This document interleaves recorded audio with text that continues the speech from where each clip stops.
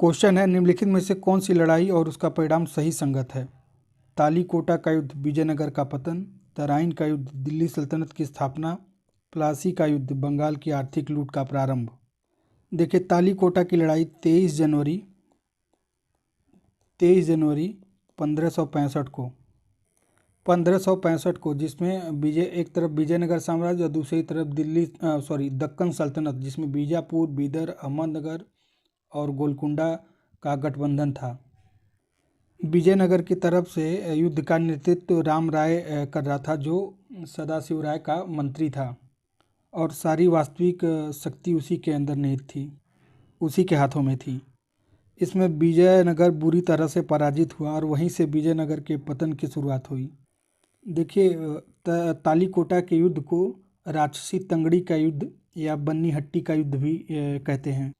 देखिए, तराइन का प्रथम युद्ध 1191 में मोहम्मद गोरी और पृथ्वीराज चौहान या पृथ्वीराज तृतीय के बीच हुआ, जिसमें मोहम्मद गोरी पराजित हो गया।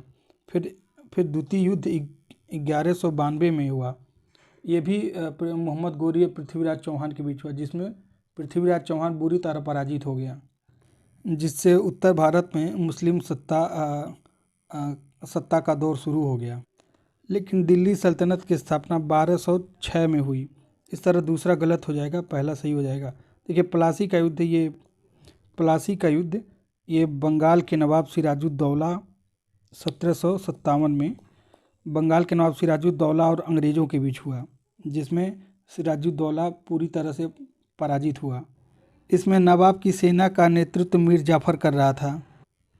मीर जाफ़र, इसने नवाब को धोखा दिया, जिससे नवाब की सेना बुरी तरह से पराजित हुई और बंगाल पे अंग्रेज़ों की सत्ता स्थापित हो गई, और यहीं से बंगाल की आर्थिक लूट प्रारंभ हो जाती है। इस तरह तीसरा भी सही है। इसका राइट आंसर होगा ऑप्शन नंबर 1।